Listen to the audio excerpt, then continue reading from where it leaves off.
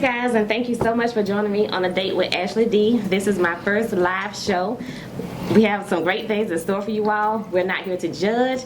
We're going to have a great time. We're going to do a lot of audience interaction. So sit back, enjoy yourself, and are y'all ready? Let's do it. Let's go. Let's do it. All right. Well, first we're going to have Charlene up. She has something special in store for each one of you. You ready, Charlene? Yeah, absolutely.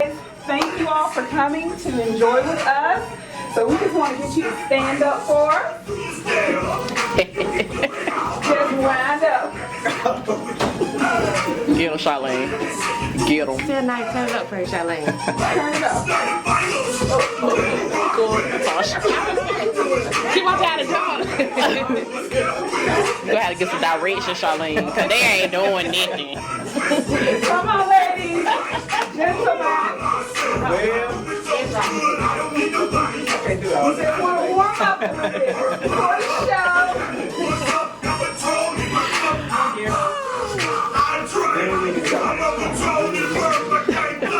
How y'all feeling? We hope you get the time tonight. We're going to have some open conversations with Ashley, the amazing Ashley. Thank you for inviting me and all the other staff here. So let's just have some fun, guys. Two ladies. Me. All right, got D. Who else want to volunteer? Regina. All right, ladies. Come on, Gina. All right. Come on. Gina, come on.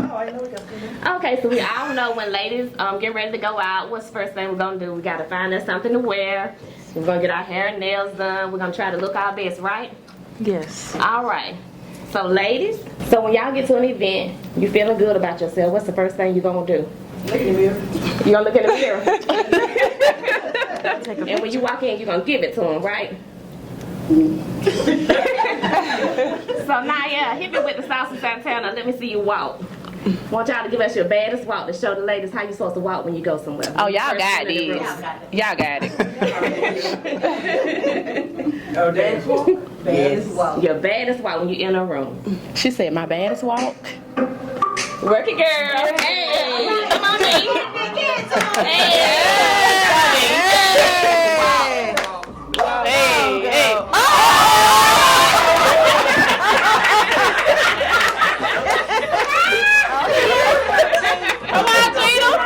Come on, Gina. Hey.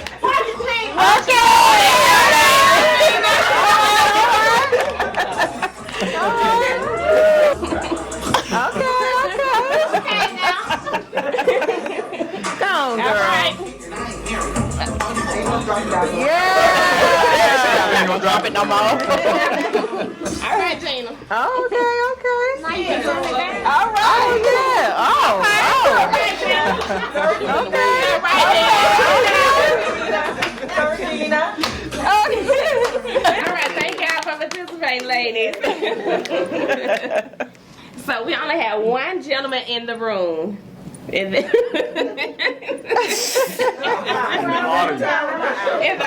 audience. Three men. In the audience, I'm sorry. So I'm gonna need one of the fellas, if you don't mind, from the panel to join Derek in this activity. Keep gone. But y'all want me up. Okay, fellas, I'm gonna need for you to pick one lady in the audience. Uh-oh. Who's that lady? Whenever you're ready, you're gonna play side piece, and then y'all just do a quick two-step. That's it. You don't have to dance the whole song, just a quick two-step. Dance when I came in? You did. Okay then. But just say no, just that for famous. Oh, all right, y'all. Sorry, Bob. Get him, D. Hey, D. Go, D. Hey, that's showing out. Hey, that's showing out. We don't let them not do y'all. Hey. He's still around like that now. Get him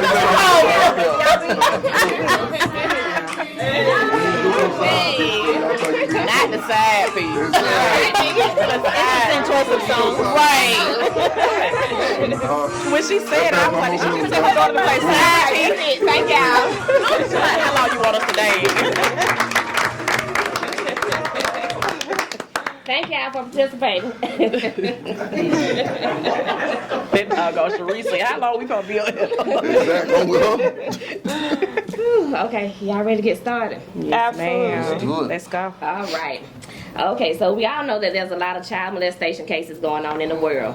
So what are some characteristics that you can do, that you look for in a person when you're dating before you actually bring them around your kids? Do they believe in God? Okay. That's the first. Do they have kids already? Okay.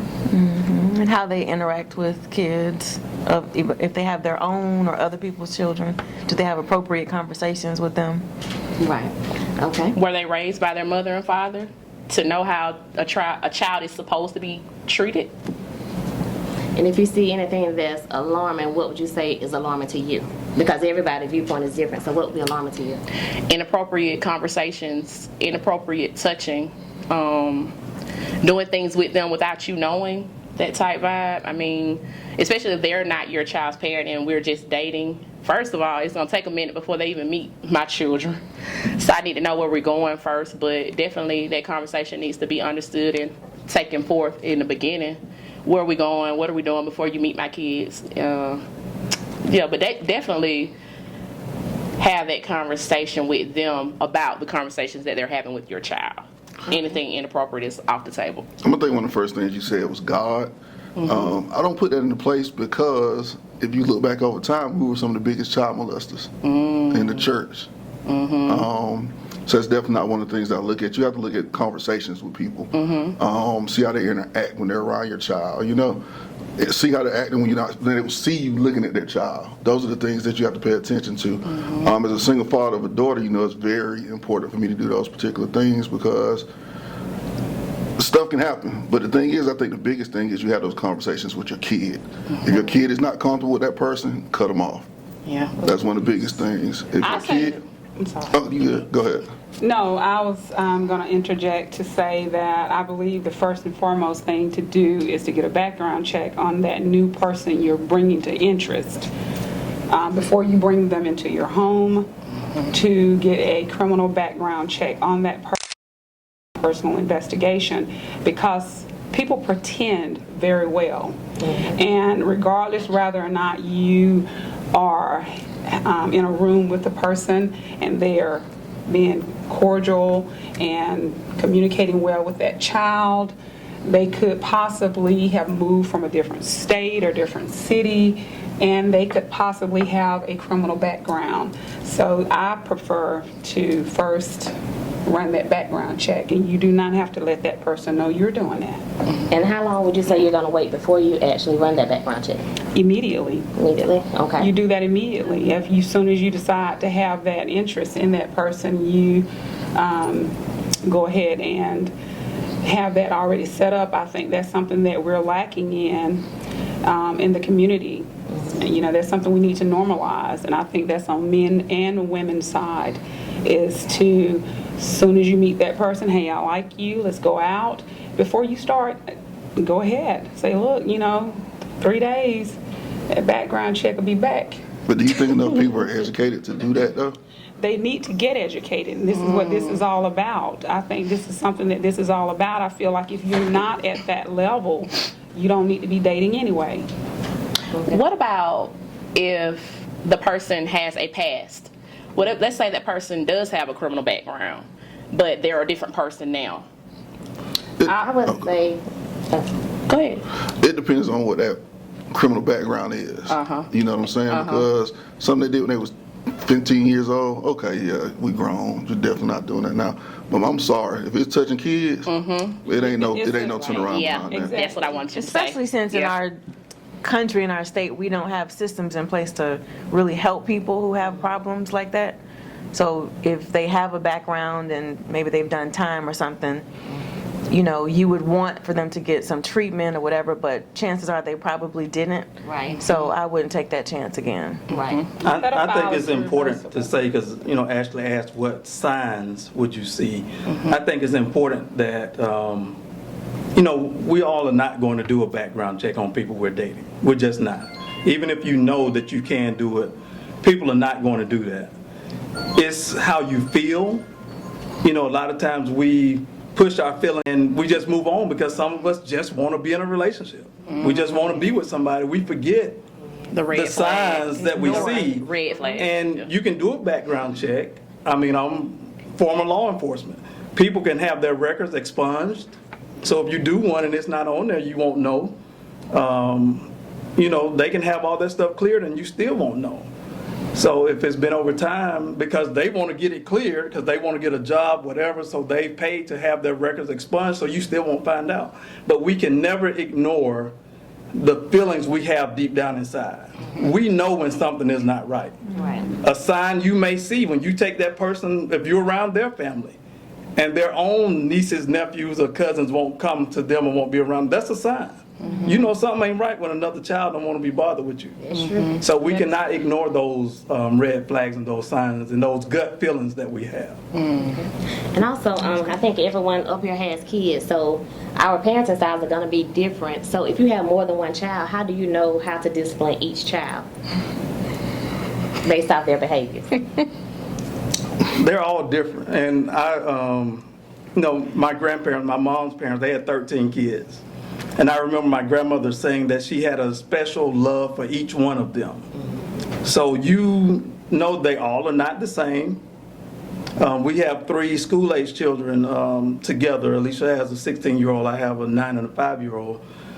They are vastly different. Each one of them is different. Some of them, you know, the boy, who's the 5-year-old, he requires much more attention and discipline than the girls do. So I think you know your children. Right. Nobody can tell you how to discipline your children or how to raise them better than you can. You know them. So you know what they require, and they are different, and they require different disciplines. I'll just add too, I think we are still learning some of the things that were done to us when we were children. We try to repeat that. We probably should break some of those cycles. But I think getting to know each child, for example, the 3 that we have, one, you know, just a look is enough.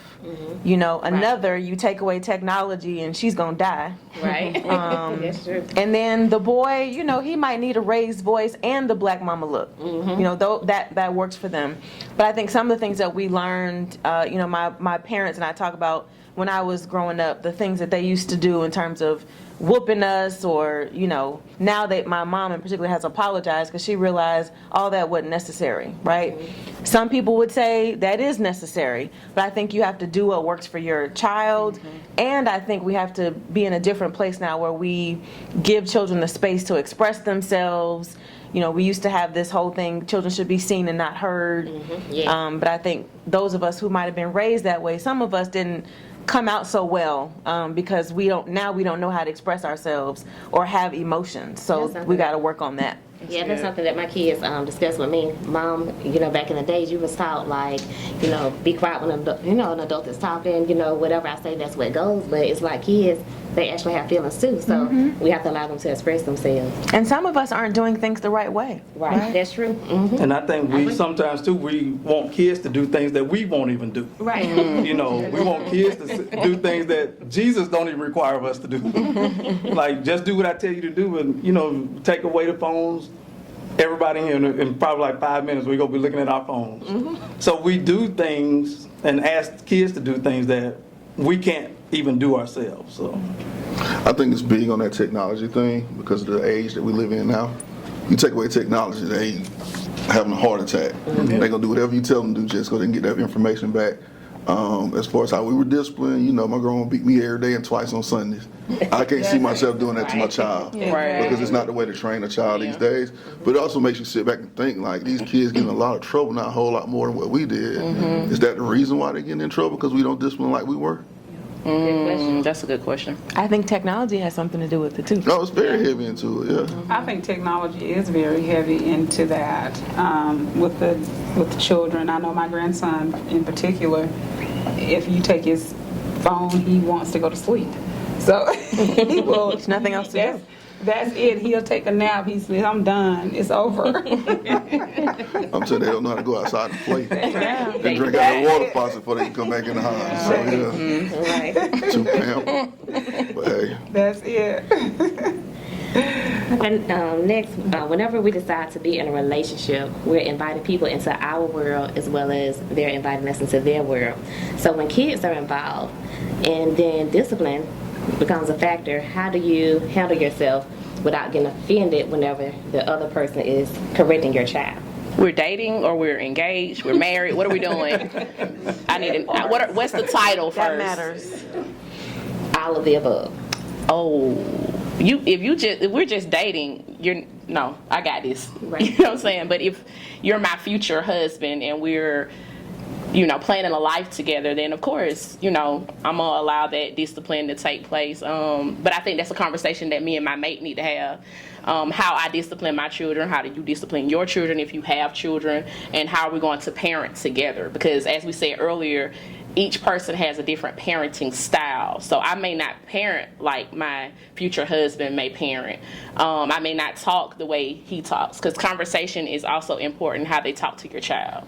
Verbal abuse, emotional abuse, all of those factors play into, how your child turns out as an adult. So yeah, if you just my boyfriend, right. But if you my man and we about to get married, then yes, absolutely, you can discipline my children. Well, here's my question about that, right? You What's say up, your Ken? boyfriend, you're dating someone, aren't you dating with a purpose for it to get the marriage? You just dating to have a good time. You should always so shouldn't date you always let intentionally. those doors be open from the get-go to let that person know that I'm dating intentionally and my child is a part of me? Because you're really not bringing that person around your child until you feel very comfortable with them. Right. By the time you feel comfortable with them, you see yourself growing to an end with them. Mm-hmm. So shouldn't that child be able to be disciplined by them? By the way that you tell them, if you don't see me doing it to my child, you don't do it to my child. Yes. The main thing is don't put your hands on my child.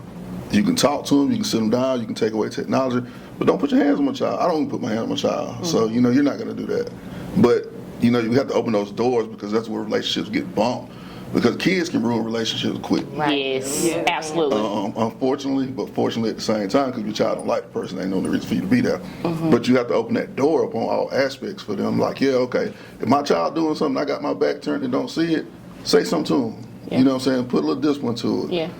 Also tell me what you're about to do first, but at least I want you to do it too, because that child needs to respect you. Absolutely. And if every time I say something to my child, and I'm saying something to you in front of them, they're never going to give you that respect. Right. Absolutely.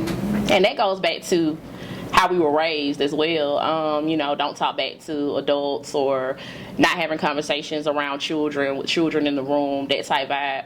But also to be open, as you said, with your children and the person that you're connecting with. But again, that goes back to, where are we going with this? I need to be intentional in my dating if that's what I'm choosing to do with that person. Absolutely. Whenever I was dating, and I was hands off when it came to the other person's kids. If I saw something that I didn't agree with, I would always tell, my mate, and let them handle it, let her handle it. It's her child, I'm just there. So I was always hands off with that, because it's touchy, when you're dealing with someone else's kids. So what do you mean by I'm just there? Well, I'm not their biological father. Okay. So, I don't feel that I should be, if I'm just dating, I don't feel like I should be the disciplinarian either. They have a father, they have a mother. They are the ones that should discipline them, not me. When I'm just, a person that's dating their mother. So that's what I mean about statistically, if the father ain't there, is most times they're single, the father's probably not there. So they're looking for you. I would disagree with that, though. Yeah, I disagree because you might have done better. But I can tell you this now. When I was 2, my daddy left, and I ain't had nobody else there. Right. And I see a lot of that around now with dating. A lot of women, the presence of the father is not there anymore, because somebody mad because the other person don't want to be with the other person, so they blame it on the children. So those kids sometimes need a father figure. You see what I'm saying? That's just like when you mentor children. They're going to need that father figure. They don't know how to be disciplined by a man, because they're used to their mama sitting up and telling them what to do. So they don't have nobody to actually be like a man figure, like, no, this is what you're supposed to do. Don't do that. Do you Yeah, think but I kids still become feel rebellious that- against that guy? I'm sorry. If they're trying to correct them? Oh, they can, but that's because they don't have respect, because they haven't had a man figure out to teach them that respect. Agreed. That's good. Right, and I Like still yesterday, think I'm it's at a the barbershop touchy. yesterday.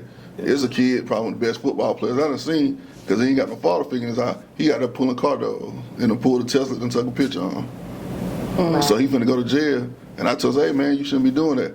First thing he said, You ain't my You ain't daddy. my daddy. Yeah. And I said, I told him, I'm sure I'm not and don't want to be, but you need to do what's right, though. Right. Agreed. And I just still think it's touchy, when you're dating someone and they got kids. Yeah. I would talk to the mother, let her know, but I still, and like I said, it may be because I was in law enforcement before.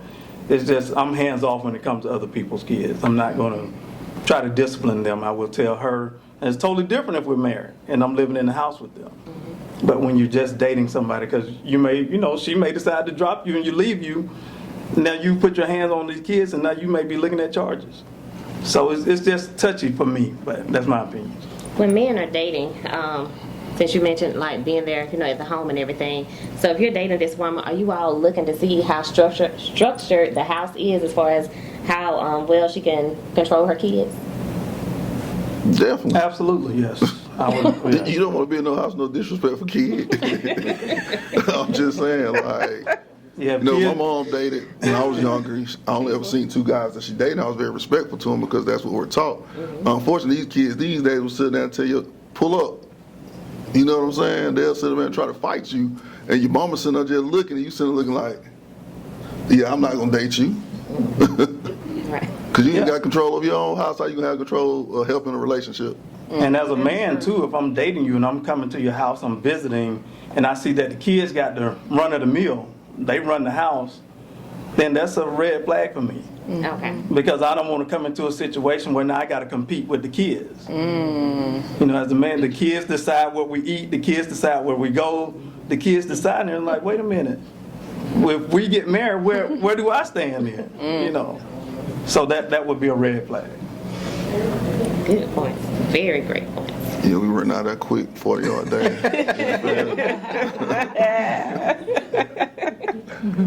So while dating, while you're dating, is it okay for the mother to give the child the boyfriend's or fiance's last name if the father is still living? No. Nah, we ain't doing that. If he's living but he's not active in the child's life like he needs to be, is it okay to give that child the mate's last name if the mate is doing more than the father? And they're just dating? And the dad is still living? They can be dating or fiance or No. I don't think my baby. children's father ain't gonna go for that. If he involved or not, they gonna be like, what? That's my child. Actually, my sister, but my dad gave her his last name. Okay. So I've seen it happen, but he ain't take care of his own kids, but he take care of somebody else's, but we ain't get into that. Wow. But at the end of the day, that's a respect thing. This is my seed. I father that child. Right. I should be taking care of my child, but Right. That part. still Absolutely. you don't disrespect that person's Yeah. seed that he has to carry on his legacy. Yeah, and I think, too, what the mother should do in that case is just educate the child. Like, hey, your dad's not here, but you do have a dad out there. You're going to keep his name. Don't just, because he's not doing something and you don't like him, now you want to give the child somebody else's name because you all have issues. Because once the child becomes grown, he may want to, do research. Go find his dad, but now you're giving somebody else's name, and I think that may just be done out of spite, but I don't agree with it. I wouldn't do that. I think that rabbit hole runs a little deep, because oftentimes we've seen where children request that the stepfather adopt them. And I think that if there is an absent biological parent and that child, I don't think the boyfriend or the fiance, but once that couple gets married and that child is calling that person daddy, he's showing up as the daddy, he's being responsible as the daddy, and they grow a bond. And that's oftentimes children will ask to be adopted. And I think in that case, it's okay. Sometimes the biological step away. And it doesn't take away when they reach an adult age. I think that it should happen perhaps at a certain age. I don't think a 2-year-old get to make that call. But I think that once they become up in age, perhaps teenager or, young kid, 8, 9, 10 years old, they should be able to say, You know, you have been here since day one. You support me. You have shown love and care, and it should be something negotiated. Do you think it should be hyphenated then, out of respect? I was thinking That would be a good idea. I was thinking I that think too. so. In the way that she was saying it, then I could see that, you know, the dad's name, then hyphen my husband's last name. But the daddy name gonna have to be in there with them children that I got. They gonna be like, what my name is. They ain't going for nothing. Can I just say, I've been quiet on this because I don't have a lot of experience in this area, but it just saddens me that we have to have these kinds of conversations. That we are having children, one parent is not there, you know, someone else is having to fill the gap, kids are having to have these conversations and just live a life without parents being there. So I just want to name that we ought to just do what we need to do when it comes to our children. If you're going to make decisions to have children, be there and totally agree do with your you. job so that children don't have to live and have these kinds of experiences. I totally agree with that. Be present. Right. Yes, I totally agree. All right, so now we're about to shift gears. Are y'all ready? Ooh, Let's go. higher. Take us higher. Okay, so will uncommunicated expectations kill a relationship? Girl, yes. Yes. Uncommunicated expectation and unrealistic expectations. Oh my God. Why? There you go. Yeah, let's I explain why. mean, you know, you can't. All right, so we're married. So it would be unrealistic of me to think that she's going to cook every single Why you day. have to start with that one? That would be an unrealistic expectation. Yes, it would. Now, as a kid, I had a home cooked meal every day, you know, but being married or in a relationship, it's unrealistic. Times have changed. Women work, they work outside of the home. They have children they got to take care of, ball games to go to, dance practice, have a lot going. So I just don't want to. So it'll be, and yeah, you just don't feel like cooking. So it'll be unrealistic to come in and say, you ain't cooked today? It's not going to happen every day. Sex. It will be unrealistic to think that you're going to have sex every single day. You can communicate your need. You can communicate that need, but you're not going to get it every single day. So that would kill a relationship, I think was your question. So let me ask you this here. What if one person has a very high sex drive and the other person doesn't? Like, how do you handle that situation? Y'all ain't a good match. Yeah, you should find that out very early on. That should be established in the beginning, baby. What we doing? What are we doing? No, literally, what are we doing? But Because- even with the high drive, Yes. you're still not going to get it every day. Right. You're not going to get it. So that would be just unrealistic. So that's what, and like I said, communication and unrealistic, that kills a relationship. Yeah. Communication, really, because you're not expressing yourself, just like we just talked about. Some of us have been taught not to communicate, or we don't know how to communicate Correctly. correctly, right? Communicate One of the correctly. biggest miscommunications in relationship is money. You don't tell where you're standing at in a place. And unfortunately, out here in the society that we live in today, not saying all, but some women have them unreal expectations that a man should be making 6 figures and I can make $30,000 to sit at the house. That is That's real. conversation. Huh? That is conversation, yeah. That should be something that should be told. In the Because I'm going to beginning. sit up and tell you, like, yeah, we ain't no good match. Then you going to go somewhere else, because that ain't going to work for me. So let me ask you this, because this has been a topic on the internet a lot. So do you believe in going 50-50, or do you believe in a man taking care of majority of the household and a woman just takes care of It the depends. It depends on that basically financial 60% around the standpoint. house? You can't expect me to take, if I'm making $50,000 on building myself, and you're making over $200,000, Right. and just expect me to pay everything in the household. Right. I'm gonna kill myself, Right. That's true. and that's vice versa. You know what I'm saying? Like, I can't expect. You know what I'm saying? Like, yeah, that's what we were raised on. That's what our grandparents did. Hell, gas was what, 50 cents then. Right. You go to the gas station now, you might be lucky to find something under $3. Exactly. Bills like rent now. Rent back then was $100. Rent now, you can't get no one bedroom for under $1,600. Right. So that time, and guess what? These jobs ain't paying you more. They still paying you like you living back then. Right. So how can you afford to live? You're sitting there. Yeah, your husband's killing himself to work, and you just pocketing every dime that you got, and now he's sitting there broke, And if you decide to leave, what I'm left with. Yeah. And I think it just depends on the couple, the relationship, you know, what the circumstances are. I think the story was about Gabrielle Union, her husband. And I read both of her books, and I think for her, and I don't know her, this is just based on my reading her books, in her first marriage, you know, he basically took everything. So you can imagine that a woman in that situation, she wants to make sure she's, you know, not left in a situation, you know, left high and dry. So for me and for our marriage, we do what works for us. It's not about 50-50, it's about this what you gonna pay, this what I'm gonna pay, this what we're gonna do together. What can we do putting our resources together so that our lifestyle works the way we want it?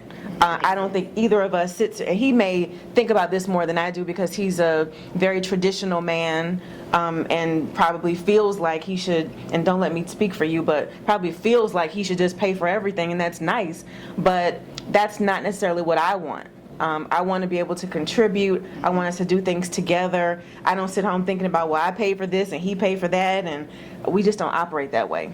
That's good. And I think, again, it comes back to what you said, communication from the beginning. So and that's what we did. We sat down and talked about how we would take care of the household. So we didn't have a miscommunication or not communicate about it. We talked about, this is what we're going to do, and this is what works for us.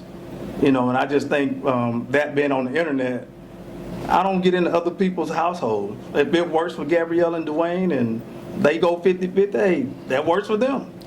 So I think a lot of times we just want to talk about certain things when it gets to the internet, but those same people not saying what they do at their house either. See, that's what I hate when people look at the internet, though, because they actually probably didn't pay attention to the whole thing that she said for them to get understanding. Right. Yeah, they're 50-50, but guess what? They didn't talk about how they're paying their parents and everybody else's bills, too. Right. So that's why they're doing those type of things. See, unfortunately, if we get out here, we hear that type of stuff, oh, we need to be like them. Right. Everything 50-50. Exactly. When you really can't afford 50-50. Right. And that's what, you know, like him, I think he, like 200 and something million, whatever it was, crazy money. And they were like, she don't make what he make, or she's not worth what he's worth, but she says she wants to pay 50-50. If it works for them, so be it. Yes. You They know? seem to be quite happy. Right. If I have a balance within your own relationship. To each his own. To each his own. And after you communicate, as long as you both are communicating and comprehending, because once communication is one thing, but do you actually understand what I'm saying to you, and am I actually understanding what you're saying to me, so that we can be, you know, a good mesh for each other. Yeah. Okay, so a person, I'm OCD. I have to have everything just clean in a certain way at home. When I get up in the morning, I'll make sure my bed's made up. I have to have the dishes washed before I leave the house. Before I go to bed at night, everything has to be a certain way. No dishes in the sink. So if you're dating someone, they work pretty much, you know, all day. You want to sleep in the next day. But you're in your mind, before I leave this house, I want my bed made up. You don't want them to, you don't want to be rude to say, well, you need to get up so I can make up this bed. That would be rude. So sometimes can we come across to our mates as being, making them feel as though they don't fit into our world because of some of our habits? Yes. You know, if you are OCD and that's your way of living, and if you want to maintain that, then you should probably stay single. Because you cannot dictate what someone else is going to do and make them feel like they are infringing upon your life. And so it's a compromise. I was reading something the other day, the article was talking about things that married couples should do at night, like as routines. And it was talking about the importance of going to bed at the same time. And I see it as the same thing. It's like you want opportunities where you can share and connect, you know, and be intimate in whatever way that means. You can't do that if you're setting up, well, you got to get up at this time and this got to be this way. We have to figure out a way how we can make this work together. I'm going to compromise, you're going to compromise. I'm sure I do things that irritate the heck out of Carlos, and vice versa. But we communicate, we figure it out, and then you make adjustments. I want this man more than I want the bed made at 9 o'clock in the morning. So I'm going to make sure that I adjust accordingly so that we can have peace in our home. Because I love you. And I really like your answer. I really respect that because that's something I struggle with, and I ask myself, how can I really bring someone in my world because I'm set in my ways? Yeah. You don't have to break that cycle. Yes. Yeah, because a lot of us are set in our ways, but that's old school, you know, and, you know, when you think about it, we hear that a lot, though. You hear people say that all the time. Oh, I'm set in my ways. Or, I ain't going to change because I'm set in my ways. Or this is how I always do it. But that's kind of selfish. It is. And you're not thinking about the person that you say you love, you know. Do I love you enough to change my ways because I'm set in my ways, you know, because I have OCD too, you know that very well. I'm like, no, that don't go right there. Put that over there. Don't move that. Move this. Right. Yeah. And that can get annoying to the other person, especially if they're not like that. Because we're treating them like kids. Yeah. Aspect, like, no, don't do that, do this. Right. It's more like a dictation. Right. And you know how men are, they They don't want you like to feel like a child. control. Yeah. Speaking of control, Don't look at me like that. I'm about to say, how are we? That's what I'm just waiting on the next question. I'm gonna leave that keep your eye like. Don't say that up. speaking of control, okay, how do men feel about women that are aggressive? Like me, an aggressive woman. Okay. I'm just saying, man, I had an independent mom. So, you know, she was aggressive, went after what she wanted in life. So that's what I'm taught. So that's what I like. So when Do you want a mom or do you want a wife? No, I want a wife now. I ain't talking about my mom. Okay, just Listen, checking. there's some things about my mom, hell, I don't want. You know what I'm saying? But as far as those one of the traits that I like, you know what I'm saying, to go get her, somebody that's aggressive as well, because I'm aggressive, naturally. Sometimes I want to sit back and just chill. I don't mind a woman being aggressive with her career and with certain things, but don't be aggressive with me, you know. So when you talk about the aggression, it just depends. To me, it depends on what and what it is. At any point in your life, I know you're married, so not right now, but at any point in your life, have you ever been presented with the perfect opportunity at the right time to cheat? And how did you handle it? All the time. I just don't. But it took me a long time to get there. You know, that comes with maturity. That comes with growth. Because especially when you're a single woman and you look good, smell good, feel good, they want you. You know what I'm saying? They want you. They own you. So you like, nah, you got to pick and choose, you know, who you're dating, how you're dating, who you're laying down with. That type thing. And I'm just in a point in my life right now where I'm more focused on myself. I'm more focused on my kids. I'm more focused on my relationship with God and how I handle myself for my kids to be a better person.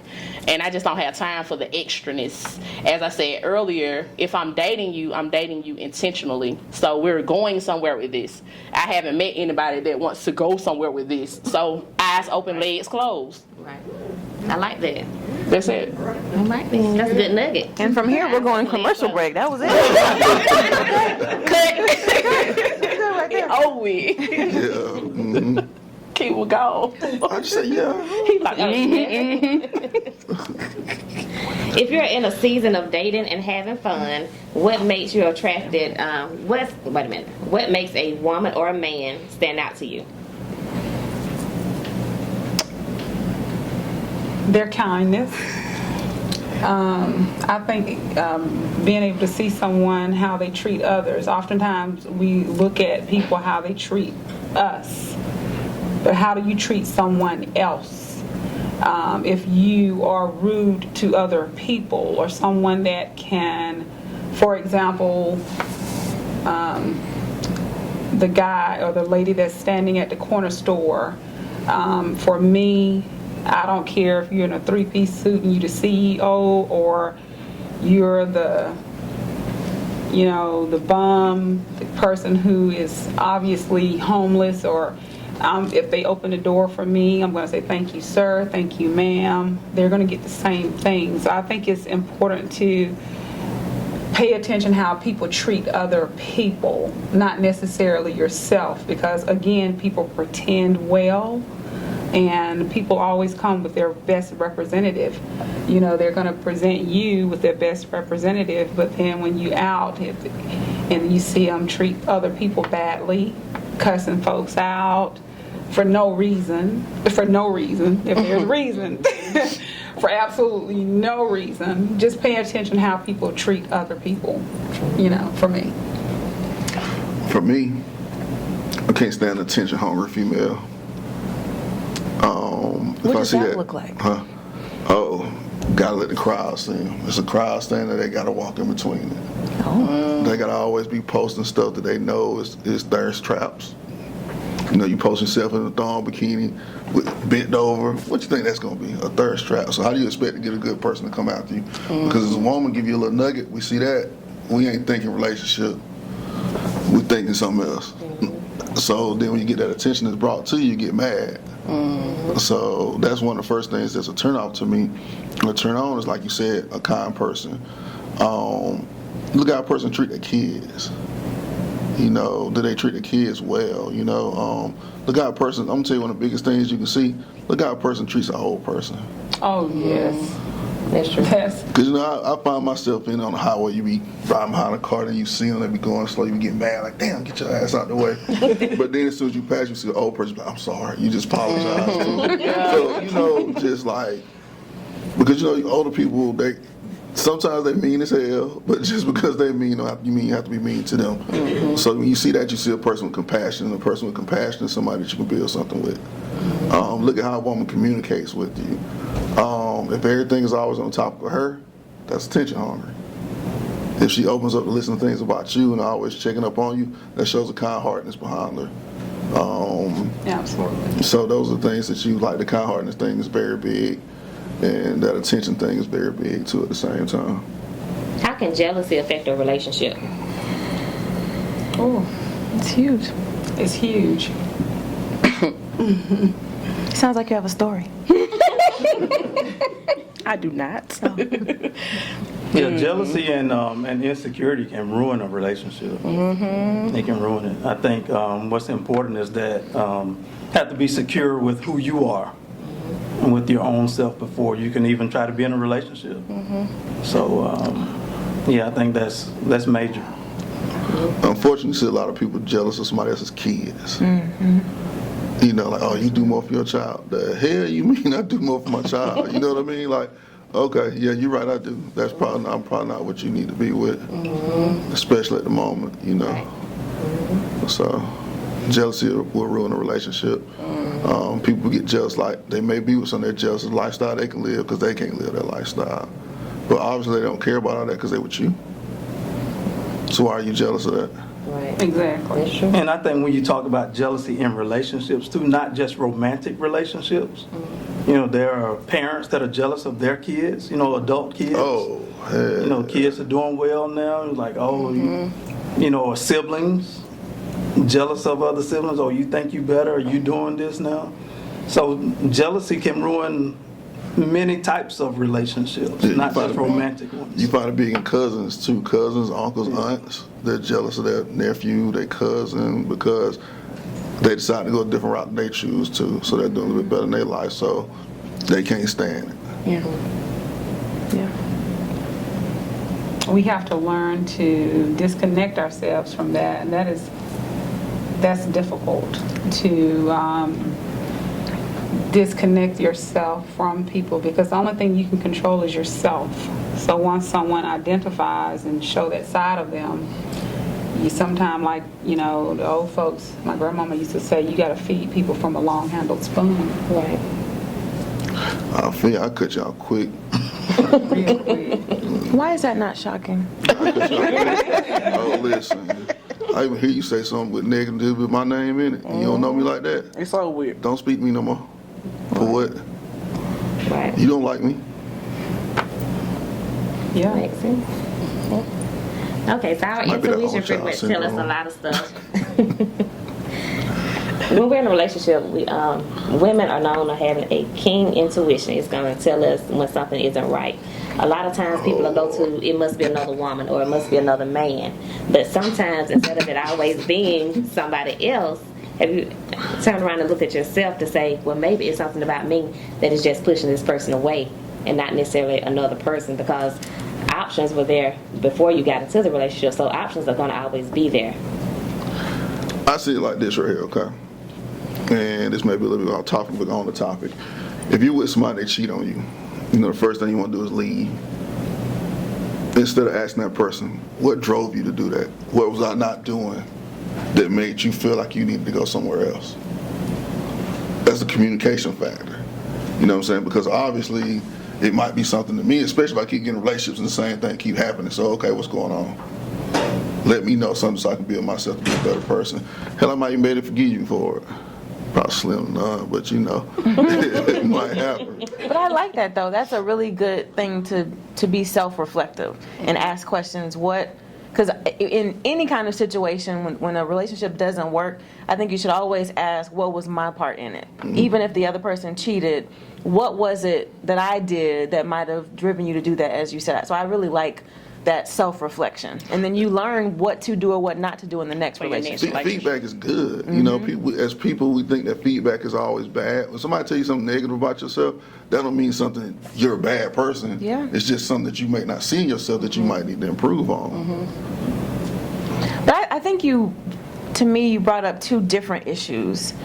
I have learned the hard way in previous relationships to pay attention to what my soul and my spirit are telling me. It may not have been a cheating situation, but I think about my previous relationship where it was poisonous.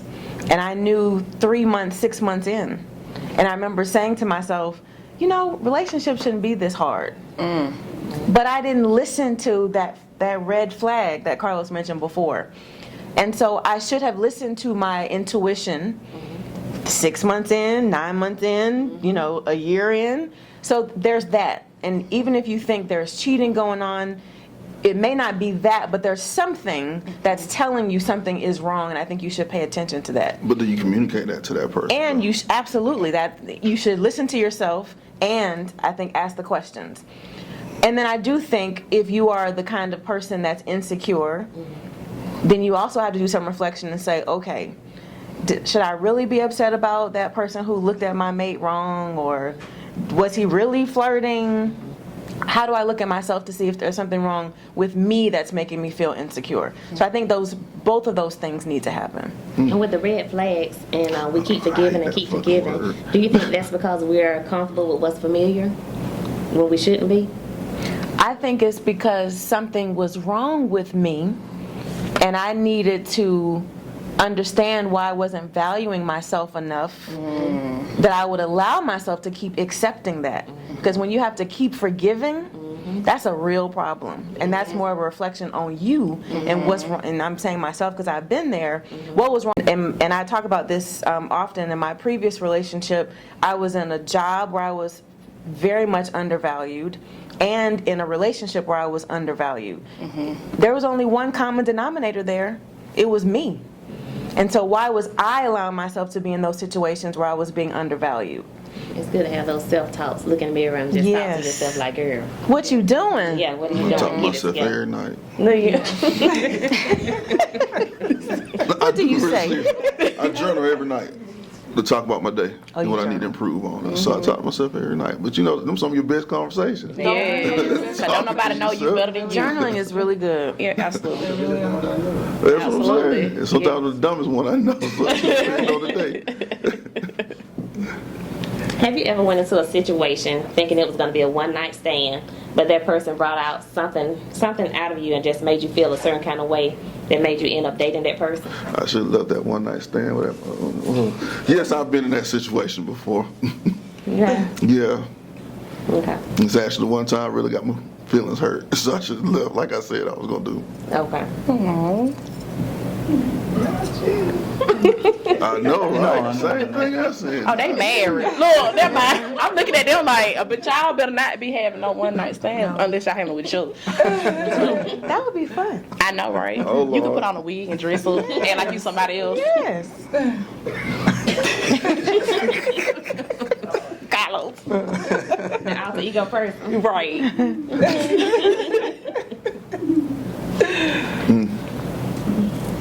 As a man, Carlos, since you're married, and you can answer this one too, Nekeyma. All right, so as a man, how do you know this is the one for me?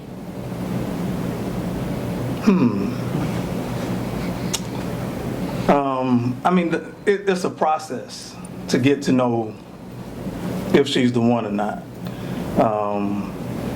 But just a lot of things that we've already talked about. Communication, being able to communicate and communicating freely about different things. I think Nekeyma talked about it earlier, checking in on me, making sure I was good, checking on the kids, making sure they were good. So it's a lot of different things to determine if she's the one or not. So yeah, I could go down the list. I'll be here all day talking about all the things she did to let me know she was the one. Oh, That's sweet. But yeah. Let's be honest. From day one, just like a woman knows she gonna give you something, a man know what he want to do to a woman. They start dating them, then they figure out they're gonna be the one through that time frame. But he knows if he's gonna open his mind up to actually date this woman and try to build something with her, or just waste her time. So you know, some of them tell you they don't. Okay. Can I ask a question on behalf of single women? Yes, I am you not. definitely can. she said, I am not. Help I me think it's obvious we know you're understand. not. So you Help me understand, or help women understand. I think it's very interesting for you to say that you know as a man from the jump, and I think that's powerful for women to know. What keeps a man from saying that to her at the beginning? I ain't it. A man doesn't want to seem as weak and letting you know that you're winning in that situation, because you know what I'm saying, when you tell a woman like, hey, to us, not to all men, you tell a woman, hey, I want to be with you, they don't apply what y'all like, the pressure. You know what I'm saying? You like for the pressure for a man to date you, to court you, to do particular things to show you that he wants to be there with you. A man wants the same thing. When you tell a woman that, okay, now she might get settled and be like, okay, I know he want to be with me. I can do the bare minimum because we're going to be together sooner or later. Wow. But doesn't that go I'm not both saying ways, it goes though? for everybody, but I said it goes both ways. Okay, Like if okay. you tell a man, like, you know, I want to be with you, you know he knows that he wants to be with you, he might do the bare minimum because I ain't got to show her the type of individual I am. She'll see it over time. How do you feel about it in the audience? You want to get some feedback? Yeah, you do, don't you? Come on, get some Because I don't know feedback. how I feel about it in my spirit. Yeah, no. Here. And I would just say I would know if I wanted to date her, but I ain't gonna say I know from the very beginning that I know she's the one. No, that's why I and said wanna date, marry her. and then with Yeah, that time. But he said you find there's out some she's that the one. they just basically want to sleep with them. Yeah. So I was and trying there's some to. women too. That's not just one way. Some women know, like, okay, I don't see nothing with this dude, but I like how he looks, so I'm gonna do this. So let's not say that y'all don't. Because I've you'll never be- done that, but I guess, you know. That's why Yeah, some some women- I ain't say Yeah. all. Yeah. Intentions of other person why they want to get married. Exactly. So like I might know I want to marry you, but your intentions, you just want the benefits of the marriage. You don't really want what I want. So that's why I gotta tell you first. You know, I want to see your intentions on it. You know what I'm saying? Exactly. Because think about this right here. Every woman who knows when a man meets you, the first attraction he has to is physical. So you know he wants to have sex with you. Let's be honest. You know if you're gonna give it to him or not, but you're gonna make him wait to see that he's worthy, right? So should a man make a woman wait to see if she's worthy to date him and be with him? But let me ask you this. So, what if a woman sleeps? Is it ever too fast? Well, it ain't never too fast. No, but listen to this. Y'all think I'm saying this from a perverted standpoint. I'm not saying it from a perverted standpoint. Why is it too fast? If you know you want to do something with that person knows that you want to do something with them, and y'all are at the same place, you have a good vibe and a good connection with each other, why not? Do you think about this right here. If a man just wants sex, you can get to him the first day he gonna leave, you can get to him 6 months later. Some of them sit around and wait them 6 months to get what they want to get and put in that work they got to, and then be gone on you then too. So what's the difference? So, in the waiting time, is he going to be entertaining someone else and having sex with them? If while that's you're all he waiting? wants, you know he gonna be entertaining somebody else or having sex with somebody else. You know what I'm saying? Like, you got to, let me tell you a biggest fear of a man, okay? And one of the things we know, when we vibing with you and everything's going cool, and you know what I'm saying, we're trying to be intimate with you, and you keep saying no, the first thought in our head, Joe the goddamn coming in after I drop off from this date. Okay. And then you take that to-go box, you be looking at them like, she finna get that to-go box to Jody. Like, you watch her go ahead and get some. But you know, I say Jody, that's military Jody, thing. right. But at the same time, like, dating is a game, and unfortunately, that's what it is. Everybody's trying to josh to see who's gonna get where, who's gonna get the upper hand in the situation. I ain't got time. And it shouldn't be that way. Because when you let it be that way, you don't get to that beautiful thing those two have down there. Right. You be sitting at the table singing like some of us sitting up here right now, unfortunately.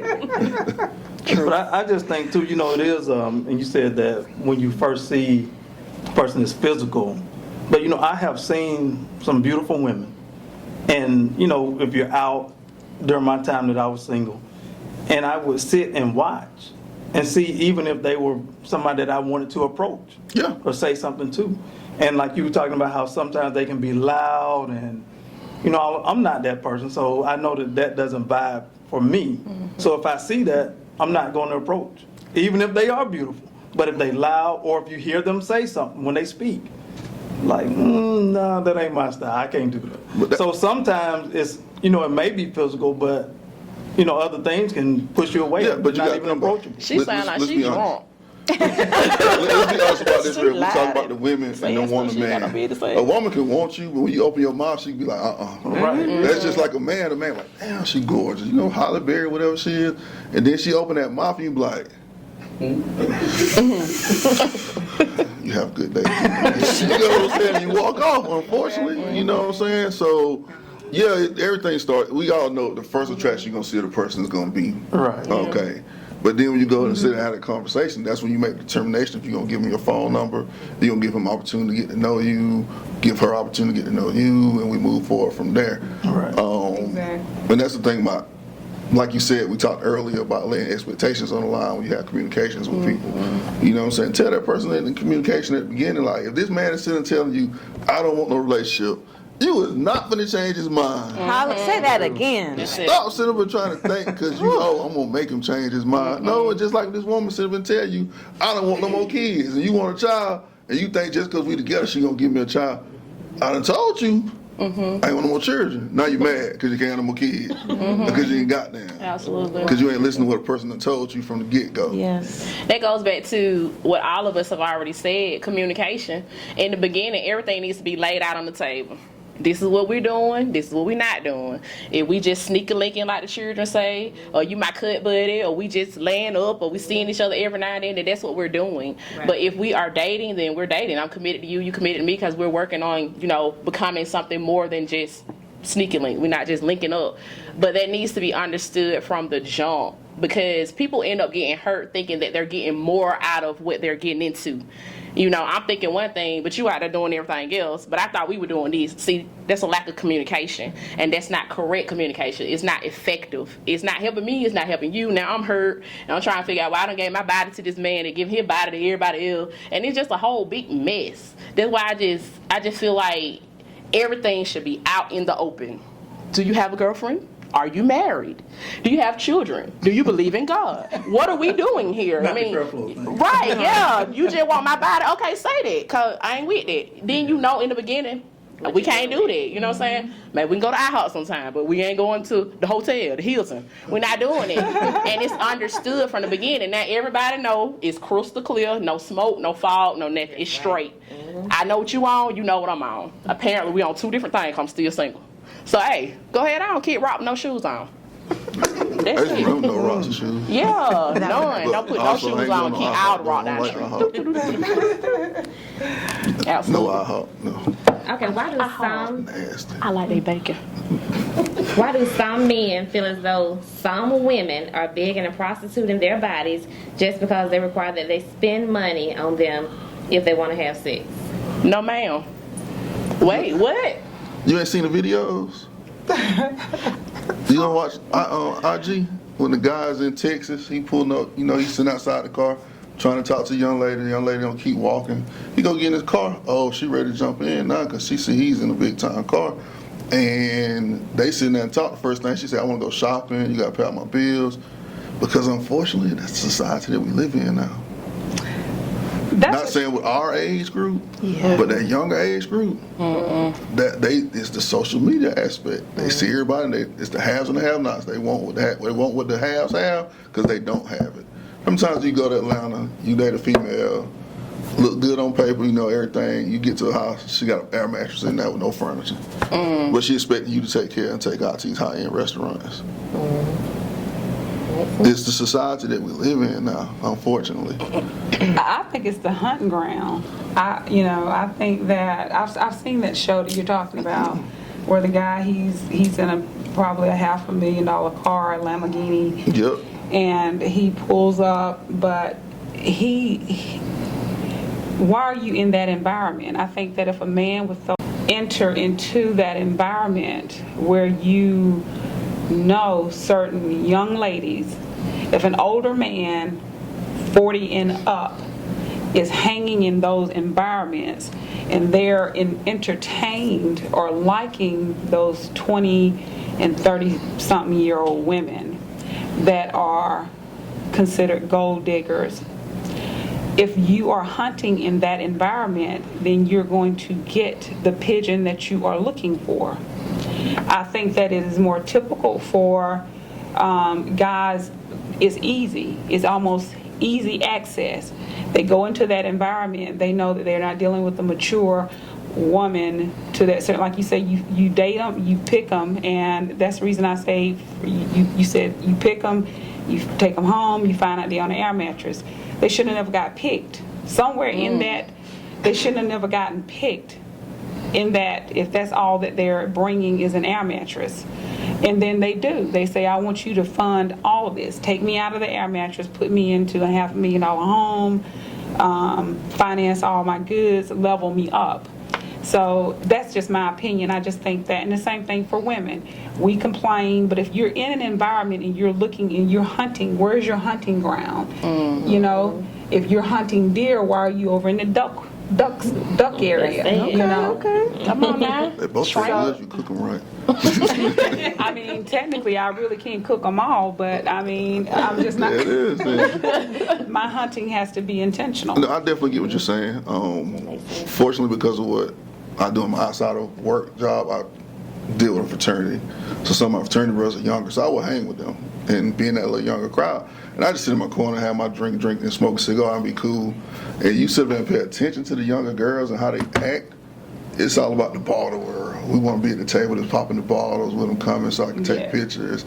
But then they drink up your bottle, they go to the next table. Wow. So unfortunately, like you said, that's a younger generation. And as an older man, you shouldn't really be in that. But unfortunately, I got a cousin and a best friend, that's what they like. And they asked me why these females so stupid. I said it's because of the maturity level, like you said.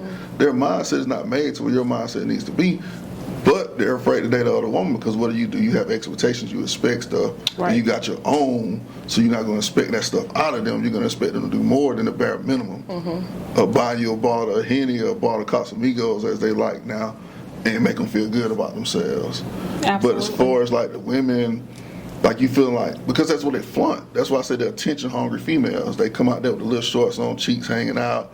They know somebody looking, and the first thing they look for you to do at the bar is what? Buy them a drink. You gonna pay for this right here? You be laughing. I laughed at one Friday night. I'm hanging with two millionaires. I'm not gonna sit and tell you no lie. And we at the bar, and they was like, "Oh, y'all go buy some drink." I said, "Shit, did I come here with you?" You know what I'm saying? Like, okay, that's not the first thing you should be asking me. Right. At least say hello. Hey, how you doing? Right. You got to carry yourself better. I might be inclined to buy you a drink then. I think that is a huge red flag. I would, I've taken myself out to lunch several times, and my big thing is this: a woman should never leave home without her own money. Come on now, say that. You don't go to the bar all dressed up and looking sexy, and can't buy your own drink, and can't buy your own drink and pay for your own food, and you just sitting there saying, "I know I'm pretty, I know I'm fine." Some man is going to pay for my food, and why would you want that? Because it is going to be somebody that's going to do it, probably. Somebody that's going to do that, but that's just my opinion. That's like you don't leave home without your own money. Where the guy flies the girl out and she gets there and she be like, oh, we ain't doing nothing. So you kick out the room and sit on. She's like, I ain't got no money to get back home. And then they put a GoFundMe up and you sit there looking at it laughing. Have y'all not seen that? Yeah, I'm saying, like, that is the weirdest stuff I've ever seen in my life. Like, you really go somewhere without money. That's why I teach my child. I take my child on a date once a week. Open the door for her, I pay for her food, I treat her like she's a queen, because this is what you should expect from a man. You should expect no less Absolutely, totally or agree. no more. Yeah. If you need something, don't be asking no man for no money, you call your daddy. That's right. Good job, Dad. But that goes back to how you're raised as a woman. You know, my aunts raised me. My grandmother raised me. My mother and father were not present in my life, but that didn't mean that I wanted to go out there and have booty shorts on or have my breast out or, you know, the shortest dresses or whatever. It's how you present yourself. Your presentation is everything. Food, drinks, your body, your hair, your nails, presentation. Present yourself as a woman because you're already a wife. You know what I'm saying? Even without the ring, you're already somebody's wife. Why not dress like that? Why not act like that? Why not talk like that? Walk like that? Carry yourself. Present yourself. What are you giving these men to desire? If you already put all of it out there, he already seen everything. Why he gonna wife you? Yes, what they be saying with old folks like, why buy the cow when you can get the milk for free? Where they do that at? Like, I mean, I'm old school, period. And hands down. And she'll tell you firsthand, when we go somewhere, it's going to be to the T. I don't care if we going to the grocery store. It's going to be to the T. Cause I might find my man at the grocery store. That's something I tell my kids. Yes. How you leave the house, you need to be presentable at all times. Absolutely. You never know who you going to run into. And that's how we were raised. It's a different for a man, generation. but you may run into a business opportunity or something like that. Anything. But she married, I still do that. Presentation. Because you never know who you're going to run into when you out and about. That's what we That's said. a business aspect. That's in somebody you can be dating. Yes. Like you always want to Absolutely. present yourself in a particular way because you don't want to be seen as a, okay, damn, you might have been looking for a job this particular place, and somebody sees you out like, why y'all dressed up? You know, I'm dressed for the job I want. Well, what do you want to do? Then you tell me, oh, okay, well I'm a director. Well, shit, here we go then. I got a good conversation going. But back to your topic of what you were saying, as a man, when you see a woman dressed like that, you see her present herself as in, I'm selling for this. Yeah. You know what I'm saying? It's not Sounds like prostitution to me. Exactly. That's exactly So that's what what it they're is. basically doing, especially when they tell you like, hey, I need these bills paid, and you be sitting looking like, oh, okay. So let me ask you this. There's some men that they want to be at the woman's house. They want to pretty much be in a relationship with her but not help out. But they want to control everything there is about that woman. So how can a man expect to be in a leader position when he's not playing the leader role? That's your fault for letting That's me the do that woman's shit. fault. That's the lady. Oh, who? Wait a minute.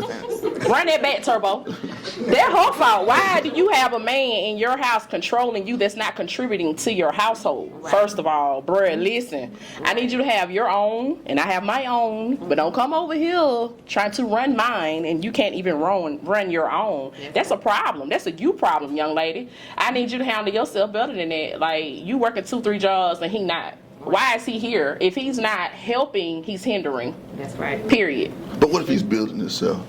Do what? What if He he's can do building that in himself? his own place. He can do that in mama house. You know what I'm saying? But y'all, you know, like y'all together. He don't have to be at and my this- house. Let's think, I was watching this movie the other night and I kept myself Why up he to at like, my speaking house? of- And then he trying to what's the control thing me, called? Taraji Christian. Henson and she, Missing? Is it? no, she got the husband and he I can't trying to eat build now. his battery. And then he cut all that money. And then he Oh, called yeah, up. that So movie. I know he what was you're in there building himself the whole time.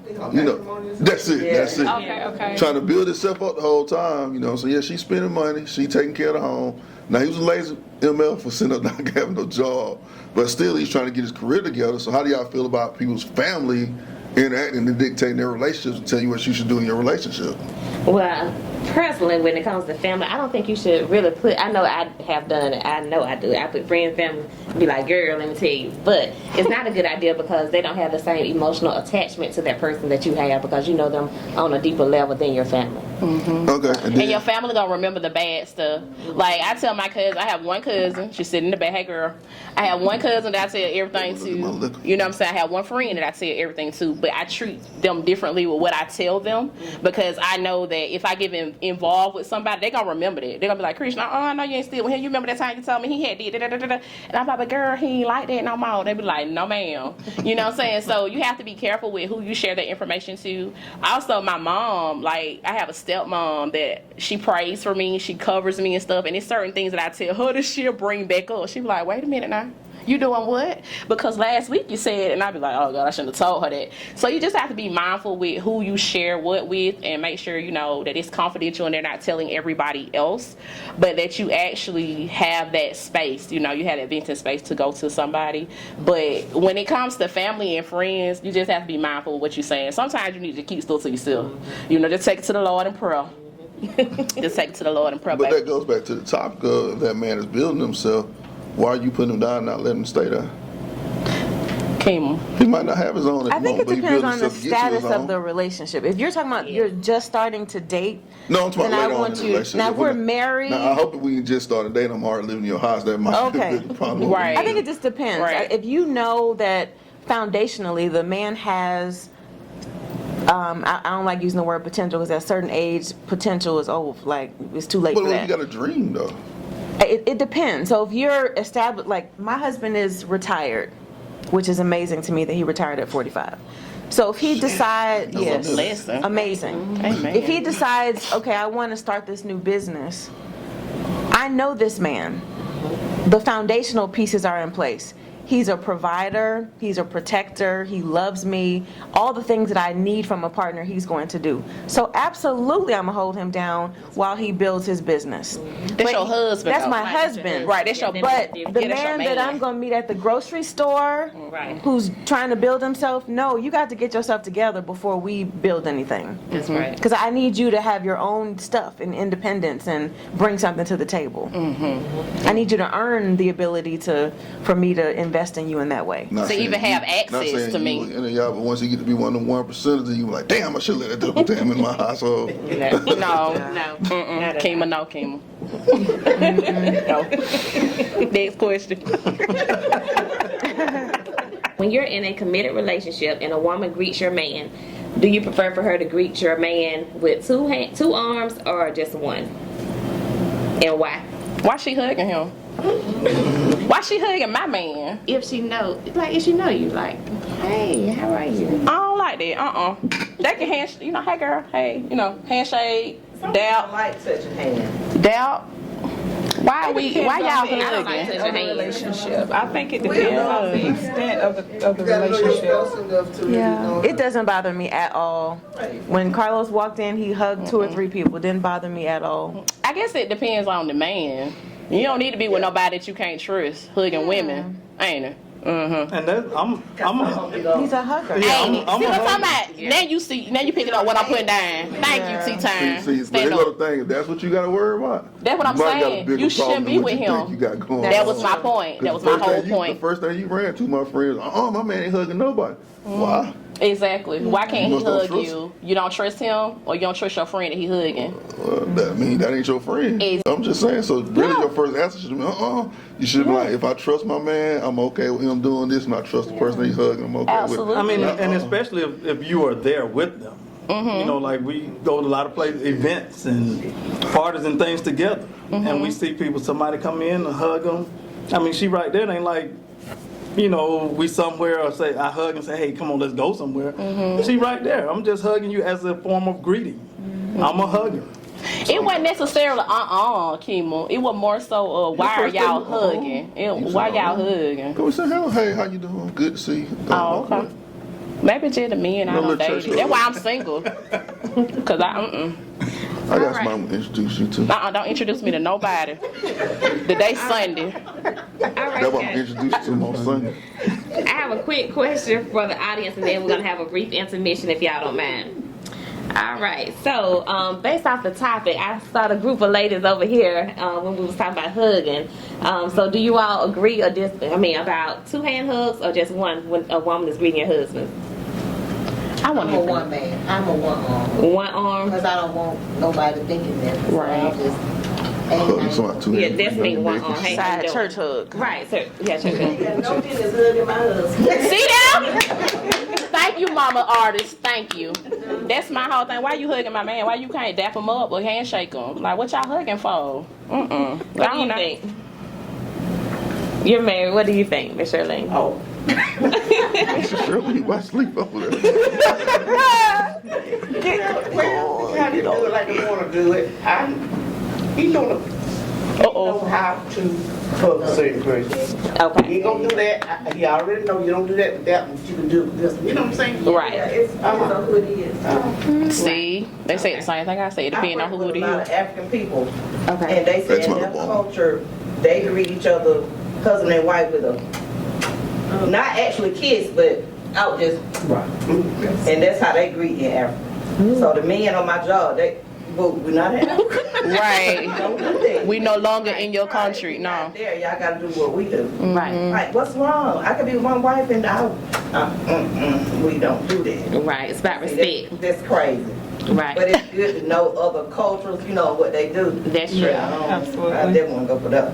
I agree. What do you two think? What do you think? What three? I think it depends on who you hug. Okay. I got some friends you don't want to hug. They fresh guys. I mean, you know that. Yeah, they go get them a feeling, and that make you uncomfortable. And some people don't hood with the right intentions. Right. Okay. Probably don't even take your mate riding. What about you, young lady in the back? Me, Both of you. And right over here to the side. Oh, Regina's sister. I agree. Like, it just depends on the person, like the extent of like the relationship, their intentions. Man, check my phone. Me, I'm trusting. I know it's okay because I'm secure All right now. in me. So if you hugging her, I'm going home with you. Okay. Hey, you better say that. That's what I like for a joke. Look at my old lady. Look. I'm gonna give that impression because I'm gonna need it when I get out of here. Uh-oh. Right or wrong, that's what it should go, man. Yeah. Okay, this question is specifically for you two. Woo! Let's go. All right. So, Carlos, what is your version of being supportive in a relationship? Oh, wow, that's a good question. Being supportive is, to be supportive, you have to know your significant other, whether you're married, dating, seriously dating, in a relationship, you have to know the other person so that you can be supportive. So, because you may not know what they need. So I think having an understanding of what they need, then you can be supportive in the right way. Because my idea of being supportive, you know, I may say, well, hey, I came over and cut your grass, and she's like, well, I didn't really need you to cut the grass. I just needed you to sit and listen to me and talk to me. So I think, again, communication is important in any relationship. So to understand the person that you're dating or married to, knowing what they want and what support looks like to them, I think that's how you can be supportive in any relationship. So I don't know if that really answered your question, but to me, it's important to understand my wife, understand what her needs are. Then I can be supportive in what she needs. Okay, and Alisha, what is, from a woman's standpoint, what does it mean for your husband to be supportive to you? In what ways? So I will add to what Carlos said. I think it really does start with knowing your partner because support means different things. In our marriage, support could be, you know, depending on the day. So, for example, yesterday I had a speaking engagement. So support for him meant everything from help me make sure I get there, right, on time. So he's doing the driving. I hadn't printed the speech. So we driving around trying to figure out where to go get it, you know, printed. You know, one of the things that I love about Carlos is, you asked the question earlier about, like, you know, someone being jealous in a situation. In our world, I'm a little bit of a public figure, right? I've run for statewide office, I've been elected, all that stuff. I have to have a very secure husband who can be on a panel with me today and help me put on my shoes tomorrow. Literally, that is what his life looks like sometimes. And just as he said, I remember during the campaign, running for office is very hard, as you might imagine. And there was a time, some news story came out, and I was crying. So I'm standing in the closet, and my husband comes and just holds me. So at that moment, that's the support that I needed. So it's, you know, being my confidant, it's encouraging me, it is picking up my daughter if, I need something in that regard. So it means different things. And I think having a support person, your person who's going to have your back to be what you need in that moment. And it doesn't mean you have to be everything to that person, but it means really understanding, okay, here's what we have going on today. What can I do to make your life easier? And I have to do the same thing for him. That's right. So, he has smaller kids, so when they're in our custody, there are things I have to do to support him that it looks different when the kids aren't there.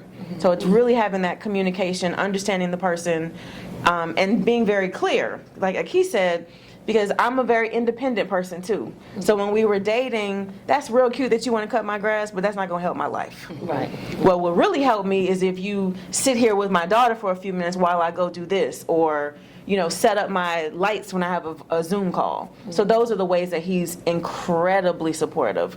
And I'll just say that during the campaign, because I've done this a time or two, both marriage and run for office, I know what it looks like to not have a supportive partner. And I don't know how I would have gotten through the campaign emotionally without having this man holding my hand, driving, drying up a tear, cheering me on, taking a picture at an event. It's all that stuff that happens behind the scenes to make sure that whoever the person is, right, the principal is at the moment, has what they need from that support system. Right. You are the epitome of a black man. He really is. That's good. He really is. That's good. And remind me to ask you about something about the campaign when we get done. I got you. Thank you. Because we may know some of the same people. Okay. Carlos, at any point during the election process, you have to be so strong and supportive for Alisha. Did you ever have an overwhelming moment to where you just needed a moment to yourself to just gather your thoughts or anything? Not just a moment, there were several moments. Because again, it was a statewide campaign. So anybody in the state of Georgia could vote for Alisha. So it was very overwhelming. And, and that's how we met. We met at the state capitol. I worked there for 4 years. So, and I even shared with her and I shared with other people, I thought once I retired that I would run for office myself. But that's just how God works. I was involved in her campaign, and I decided there's no way. There's no way I would run for office. It's a lot. You deal with a lot, and people are not who we may think they are. So that's the people factor that you got to deal with to let me know I can't do it. A lot of us from Thomaston, we know each other, and I'm telling you, I didn't grow up like that. So I'm ready to go the blows with somebody, and I can't do it. I can't do that. And then, being married to her, somebody disrespects my wife, but at the same time, like, I can't show my side because we still need people to vote too. Right. So, it's a lot of things that people didn't see. But yeah, there were a lot of moments that was very overwhelming. It was very overwhelming. Like I said, we live in Cobb County, West Cobb. So you think about west side of Cobb County, we are, closer to Alabama. But we got to drive to Brunswick, Georgia, 3 hours away, 4 hours. We got to drive to North Georgia, almost to the Tennessee line. So we're all the same day. Same, crisscrossing the state all over. So there were days, and I did all the driving. Wow. Because she was on the phone, or she had interviews to do. So there were a lot of times that I just like, what did I sign up for? What are some things that you had to tell one another to just uplift each other's spirit sometimes when you were feeling down? I think it was the end goal, and that was my thing was that, and I shared this and, told quite a few people that, I didn't want to wake up, just say election day was November 8th. I didn't want to wake up on November 9th saying, man, if I had just did this one thing, or if I had just did this to help my wife, she probably would have won. So I did whatever I could do to help. So, and that was what I had to keep reminding myself. You don't want to not be there and not help. And that could have been a deciding factor. Man, that's selfless love, bro. You shit. Like, you have to be there. When you are partners in life and in this thing together, it can't be selfish. You're thinking about the other person, because if she wins, then we all win. Amen. So that's what, I had to keep reminding myself, and people were looking, like, is he go fold? Is he go cave in? What are you gonna do? So it was just, it was a lot. It was very, and then we got kids, small kids. So there were days we had to hire a babysitter because we were gone. Days we had to take them with us. Y'all got to get up at 5 o'clock in the morning. We got to go here. So we got to do 3 churches with 3 kids. Yeah, it was a lot. So there was one Sunday we came here to Macon, and we went to 5 different churches in one Sunday. Wow. While on the campaign trail. Yeah. And it was a lot. Was the message different? Yes. The preacher's message was different. My message was like, let's get it over. But yeah. And can I just add to, you asked what did we say to each other? There are 2 things I want to add in this, because I feel like when we talk about marriage and relationships, we don't talk about the real stuff, right? So there were moments, and I know my husband doesn't mind me saying this, where he had to, it's just the 2 of us at home, and he's like, I know you're running, but I'm still your husband and I still need you. So there were times I had to just stop and say, okay, I still have to take care and make sure this man feels like he is first in my life, even with all that we have going on. And so we had that come to Jesus maybe 2 or 3 times in that, span of the campaign. Because no matter what you're doing, you always have to make sure that this person feels seen and heard and loved, and you still have that responsibility to give. So he had to pull my coattail a few times on that. I think what we also had to tell each other, and he was very good about this, he was very clear that this is my calling. So reminding me in those moments where I'm like, man, let me, before this debate, my opponent was a mess, and giving me those speeches of like, okay, this is why we're here. This is what we're doing this for. You may want to say this, you may be mad, but this is our end goal. And I think having to remind us, each other of that this is the end goal, this is the calling, that's why we're here, that's why we've got to go through this. And I think that helped us. And just for me, having a partner to go through this with, because I ran statewide before. But it was very different this time because I had this man by my side. That makes a difference. That's awesome. That makes a difference. And I want to shift gears a minute and talk about emotional abuse in relationships, because I think that's something that happens often when you come into contact with someone with narcissistic behaviors. So can we get into a little bit of that, and how do you all feel about dating a narcissist? I think you should give a definition of what a narcissist is first. Who a narcissist, in my opinion, a lot of different things can definitely define them, but selfish, jealous, they can ghost you, they can gaslight, have you second guessing your own thoughts that you know I see narcissist as a person that doesn't think anything they do is wrong. That too, yes. And the blame is on everybody else. Always. They don't take accountability for their actions. There it is. Yeah. I've dated narcissists before, and it was hell. Nothing you can do is right. Right. If it's not satisfying them. They don't have that selfish love that y'all two have. When I tell you I love that, that's the epitome of what a black relationship is. And I hate to say the word black because, but that's what we are. And we're different from most. And like everything you do is wrong. You know what I'm saying? Like you can get in the world. If it doesn't dot every I and cross every T that they want, right. It don't matter what you done did and what you went out of your way to do, it's not right. So you need to walk away from stuff like that. Because guess what? At the end of the day, your main mindset is to make yourself happy. And for you to be happy more than other people. Because if you don't have self-love, you don't have any type of love. And a narcissist will make you fucking hate yourself. Yes, they will. Yeah. And you'll be trying to figure out, why am I so depressed? Why do I hate myself right now?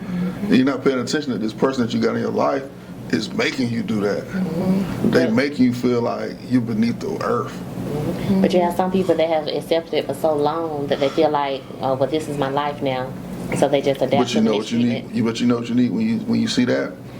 And unfortunately, as people of color, I hate to say the word black, we need somebody to talk to, therapists. So you need therapy, and we don't want therapy because we think, well, as we were growing up, what did your grandma and your granddad You tell you? crazy. You talk to somebody else to figure that. Right. So they think that you're crazy because you're talking to somebody else. Because you got to think about it, as people, our first mindset is not to see what we have going on ourselves and what's wrong with ourselves. We think about what's wrong with everybody else, and I'm doing the right thing. But when you actually talk to someone and you figure out, hey, you need to look at yourself. You let this person take advantage of you and make you feel like you're nothing. why are you going to continue to put yourself in this situation? You got to find your own happiness, because guess what? Can't nobody else make you happy. But if you ain't happy in yourself, ain't nobody else finna make you happy. And a narcissist damn sure ain't finna make you happy. Right, they'll make you miserable. They will. And you can be the best version of anything you had going, and that one person can make you feel like you're beneath this world. Yeah, they will. It's hugely, of course, when you think about narcissistic behavior, and I'm no specialist in this whatsoever, this just out of, researching and reading and just researching some things, but it's a personality disorder. And the only way for a narcissist to get help, they have to identify with it. And oftentimes they do not. They can't. They do not identify with it. The behavior is hugely manipulative, and they future fake with you. And a lot of things, what he described, they have the different personality traits of the covert. You have the malignant narcissist, and some of those personalities, and there's several others, but just breaking it down with some of the common ones, that they're very sneaky with that behavior. So once you identify with it, if you can pinpoint it early on, you're good. It's the longevity of it that causes a lot of long-term traumas and issues in one, and you do need, I recommend, like he was saying, that we need to consider therapy when it comes down to that behavior. I can simply tell you the reason why I said that is because at one point in my life I could say I was a narcissist. And, I can admit that, huh? No. You know what made me understand that? I got what we just talked about, therapy. So that was opened up to me, and this was in my 20s, my earlier years. Because I'm going to be honest with you, I thought my shit didn't stink, as the old folks say. And I thought everything I did and everything I said was what was supposed to go and what was right. From what studies say, one that's oftentimes I think you can have a characteristic of a narcissistic trait. But you having empathy, a narcissist is usually one that has no empathy or concern for other individuals. I was at that point. And you had probably the trait, and it could have been an environmental situation where you were brought up in. And I think, again, we have identified that a lot of us are country folks, and we're older. I'm in my 50s, and so the era that we come from, we did not have a lot of knowledge base and a lot of teaching on that. But when you just listening, again, I'm that person who I'm going to scan the room, I'm going to see how people treat other folks. For you to even identify to another man and give him credit for being the epitome of a black relationship, that's not a healed. A narcissist is not going to heal from that. You just a man that matured. So you just a man that was probably, in my opinion, I don't know you, but probably was a young man, and a lot of young males, and you're alpha male and you cocky, you ended up learning how to control that cockiness and that alpha male, and you matured. But if you was a true narcissist, you would not definitely give someone else credit He'd be on intimidated. being a good Right, man. insecure. They have They're insecurity usually issues. very intimidated with things such as that. You might be right, because I ain't never been no insecure. And I think It it's might be the only child also syndrome. it's important to point out too that narcissists cannot change. They cannot They can't. change. They can mask it. You know, if you're in a public forum like this, oh yeah, she's so beautiful, she's fine, she's all this, but then we get in, it's something totally They're different. talking a whole other situation. Yeah, a narcissist cannot change. So you know what? I might have been putting myself in a category I did not need to put Right. myself in. Amen. You're not a Because healed. anybody that knows me, like especially 3, y'all know I'm Yeah, no. silly. But But kudos to you for recognizing at least that you had the trait and you went to counseling. Right. That's the thing, and counseling a changing. lot of different things, especially some stuff that we spoke about. Yay, the counseling. Can I get an amen? Yeah, We because need to normalize therapy. Yeah. because you're right too. Like growing up, we were always told what You goes on crazy. in this house stays in this house. Don't tell Everything's a anybody. secret. You went outside. Yeah, and You so, crazy. but there was right. nothing wrong with going to therapy and talking there's to people nothing about wrong your with issues. To touch back on another topic from earlier, I'm sorry for going back. When we talked about the molestation earlier, back when we grew up, oh, you ain't tell nobody that shit happened to you. Yeah, Exactly. Everything was a You secret. kept that in the family and somebody beat the hell out of them, and you left it there. That's why I always tell my daughter, like, I don't even know what they say. If one of these jokers touch you, you tell me you might have to come visit your daddy through a glass window, but you're going to get to see your daddy, and your daddy's always going to protect you. And that's the relationship I want you to have with any man that you have, too. Like, I see that in your relationship. When you said you wanted to go kill somebody about them talking about your wife crazy, I get that. Right. You know what I'm saying? And that's what you're supposed to do. That's what you're supposed to do. Absolutely. And she recognizes that, and she treats you like the king that you're supposed to be treated like, because she knows that you are there for her. Yep. And it might be the little cognac that I have. But I'm very emotional. Look, I'm very emotional about stuff like that, man. Because what y'all understand is, like, just a little bit about myself, and I know it's off topic. My dad left when I was 2, man. My granddaddy raised me as a man. But my stepdad came in my life when I was 16, and it always been just me and my mom. And he came in and took care of her. And you know, so like, that's what a man is supposed to do, and that's what I see. At first, some of my younger years, some of my issues with doing the stuff that I did was immaturity and not knowing what a black man is supposed to be. But later on in life, when I sat back in therapy, realized what a black man is supposed to be, it put me in a whole other situation in life, and I see that stuff in you, bro. And you know what I'm saying, we don't applaud us as much as we should. Right. I'm going to applaud you for what you need. Like on real stuff. That's right. Well, likewise, right back to you, brother. I mean, I That think is we huge. should do it more often. We should normalize that as well. Should normalize You know, that. Beautiful. That is huge. It's beautiful. And I just did it earlier with Derek.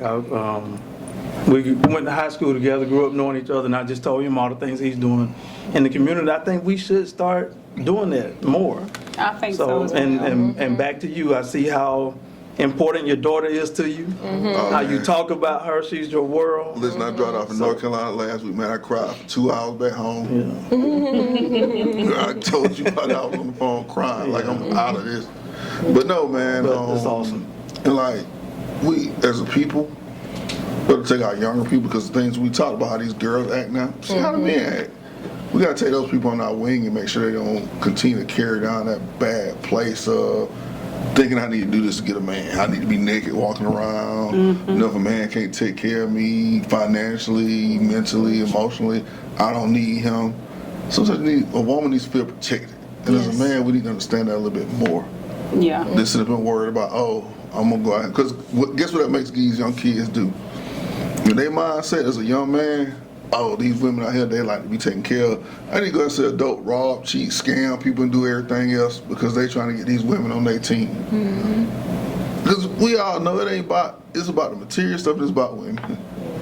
That's the lifestyle they want, so that's what they're doing. And that's important too for our women and younger girls to know too. That's what narcissists do. They make everything about them. Yes. So they will get the women to, I need you to do this for me. I Once you need doing this. that, they I feel like need it's you. what they need. But it still comes back to them. I need you. I can't make it without you. But they still talking about what they need. Right. It's about them, not what the young lady needs, not how she's feeling or how he has made her to feel. But women can be narcissists too. There are some women that can be, by definition, they can be. But most times when you hear people talk about narcissists, they talk about men being the narcissist. But by definition, a woman can And I'm going to give you this right here. Like we talked about the quote-unquote child molestation earlier. Like, people think it's when you're younger. It's when you got these quote-unquote street guys that 20, 23 years old, they these little 17-year-old girls. And that's something we need to teach our kids too. That no, that's not right. He's doing it to manipulate you. And you're not understanding it. So you need to stop. And I hate to say it, but sometimes that's a big issue because their dad's not earning their lives and not showing them what they should be doing. Absolutely. So that's a narcissist for him. That drug dealer or street corner guy, whatever, he's a narcissist because he's preying on something that he knows that doesn't know better. Right. Taking advantage of her being naive. That goes back to being educated. That goes back to how they were raised. I think you asked in the question about emotional abuse. All of it ties in together: emotional abuse, physical abuse, sexual abuse. These are all conversations that need to be had, and actually going to a therapist, a counselor. With my psychology background, you see it all the time. You know, people aren't educated enough. People don't know, and so they just do what they think they know, and they feel as if it's right, or such and such doing it, they doing it, so I'm gonna do it too. But that doesn't mean that it's right. You know what I'm saying? So everybody needs to identify what your abuse is, and then get help in that situation, because you end up bleeding on somebody else that didn't do it to you. That person didn't hurt you, but now you're hurting them, and it's like a domino effect. It just keeps going. It's never stopped. So in order for it to stop, you have to get that self-help, that self-love, so that you can fix you, so that you can impart into somebody else and uplift them. That's some good information. Very good information. I think strongly in it, and just to tap in a little extra, I think strongly that what builds strong women is in addition to having a strong daddy. Because again, what you were saying concerning, you got a lot of young ladies who are in the communities that are getting approached and are getting involved with, I don't care if that guy is 23 years old and he's in the street selling drugs. If that 17-year-old young lady has a positive, strong daddy, father that's in her life, she is less likely, even if she's approached, she's less likely for that fellow to come to the house. It's not, you can't stop, the enemy can form the attack, but he can't determine the outcome. So it's not going to stop that person from introducing himself to her, but what's going to stop is when he get ready to come over to the house and he meet a daddy at the door.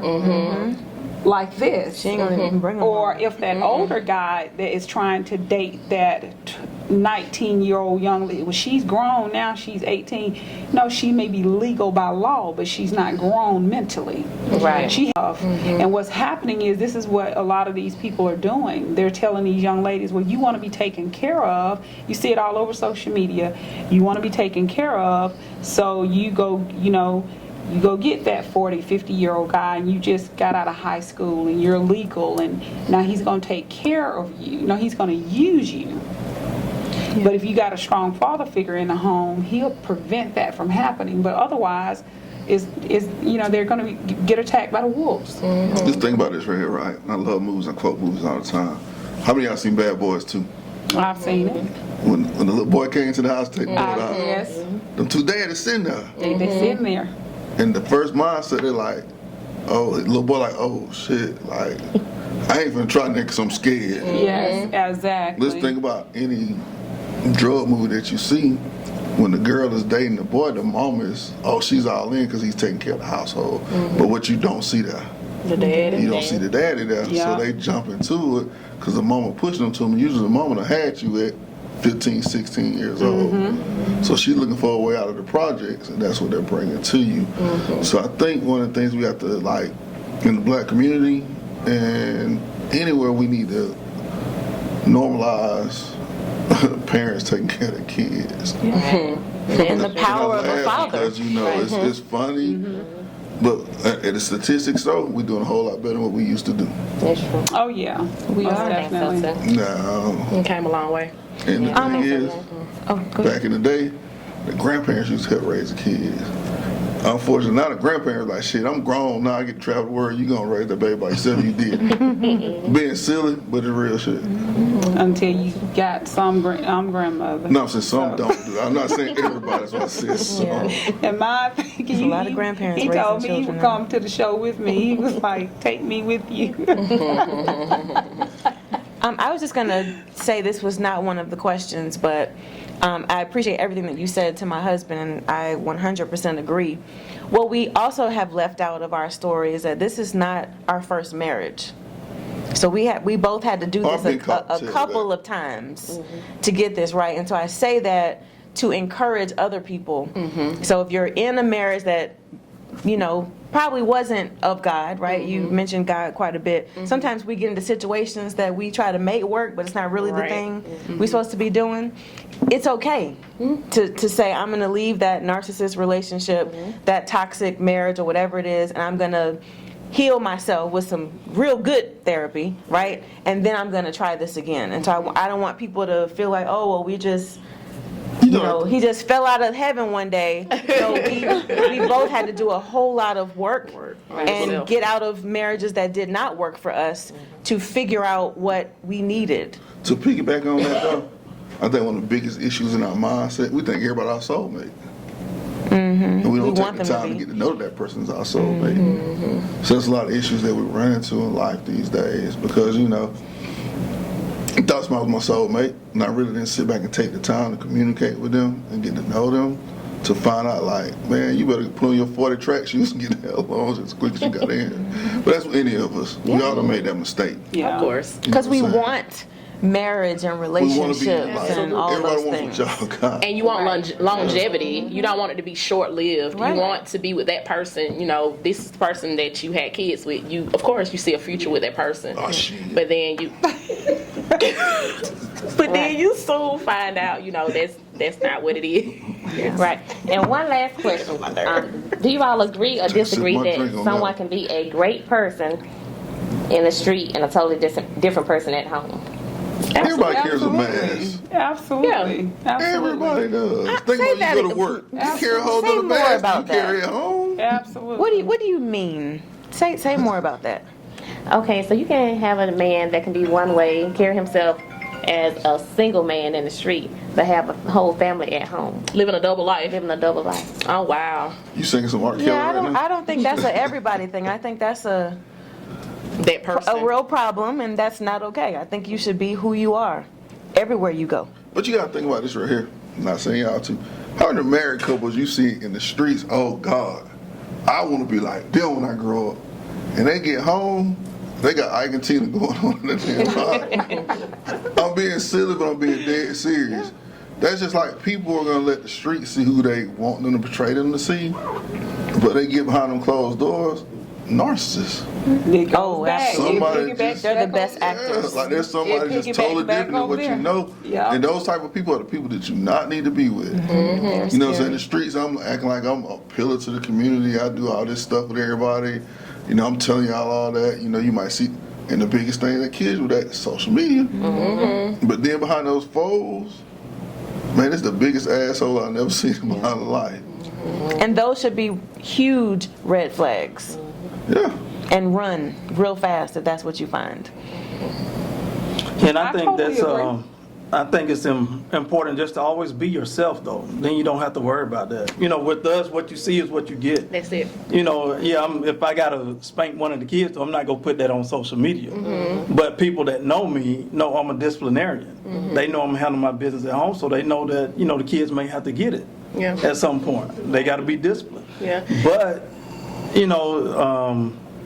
I just, and I'm not fake, so I can't do that. I don't understand it. If there are people doing it, I don't understand it. So I can't even, how do you portray one thing when you're out somewhere and then when you get back home, you're something totally different?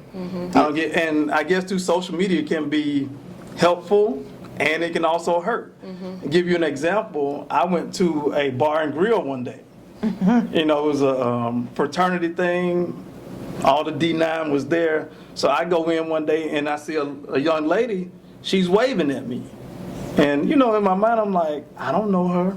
But I thought she was trying to, holler. Yeah, I thought she was trying to holler at me. And I'm like, hey. Then she told me to come here. And I'm like, okay. My wife is not there. So I go see what she wants. She's like, oh, I'm Alisha's line sister. I was like, so they pledged together. She's an AKA, and I'm like, oh, and I'm like, how you know me? She's like, Facebook. You Facebook famous. She posts, so I know you. But I had never met her.